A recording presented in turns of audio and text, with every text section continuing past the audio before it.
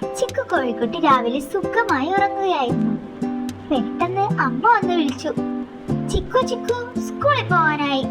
അപ്പൊ ചിക്കു പെട്ടെന്ന് തന്നെ എഴുന്നേറ്റ് കുളിയൊക്കെ കഴിഞ്ഞ് സുന്ദരിയായി കണ്ണാടിയൊക്കെ നോക്കി ഞാൻ സുന്ദരിയാണെന്ന് പറഞ്ഞ് ഡാൻസ് ഒക്കെ കളിച്ചു. പിന്നീട് അമ്മ അവൾക്ക് ഭക്ഷണമൊക്കെ കൊടുത്തു. പിന്നെ സന്തോഷത്തോടെ ബാഗിൽ പുസ്തകങ്ങളൊക്കെ ആക്കിയിട്ട് അവള് സ്കൂളിലോട്ട് പറഞ്ഞയച്ചു. അങ്ങനെ ചിക്കു സന്തോഷത്തോടെ സ്കൂളിലോട്ട് പോവുകയാണ്. അതേസമയം ഒരു മരത്തിന്റെ പിറകിൽ രണ്ട് കുറുക്കന്മാർ ചിക്കുവിനെ സൂക്ഷിച്ചു നോക്കുന്നുണ്ടായിരുന്നു. അവർ ചിക്കു കാണാതെ ചിക്കുവിനെ പിന്തുടർന്നു. എന്നിട്ട് ഒരു ആളൊഴിഞ്ഞ സ്ഥലത്തെത്തിയപ്പോൾ ഒരു കുട്ടയിലാക്കി അവളെ തട്ടിക്കൊണ്ടുപോയി. ഏറെ നേരമായിട്ടും ചിക്കു തിരിച്ചു വരാത്തത് കൊണ്ട് കരഞ്ഞു തളർന്ന് ചിക്കുവിന്റെ അമ്മ കാട്ടിലൂടെ ഓടി. അപ്പോഴാണ് ഒരു അണ്ണാനെ കണ്ടത്. അണ്ണാൻ നടന്ന കാര്യങ്ങളെല്ലാം ചിക്കുവിന്റെ അമ്മയോട് പറഞ്ഞു. ചിക്കുവിന്റെ അമ്മ സുഹൃത്തായ പപ്പു ആനയോട് സങ്കടങ്ങളെല്ലാം പറഞ്ഞു. അവരെല്ലാവരും കൂടി കുറുക്കന്മാരുടെ വീട്ടിലേക്ക് പോയി.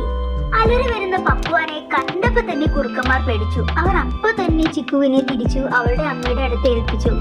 അമ്മ കോഴി പപ്പു ആനയോട് ഹൃദയത്തിൽ തൊട്ട് നന്ദി പറഞ്ഞു. അങ്ങനെ അവർ സന്തോഷത്തോടെ പിരിഞ്ഞു.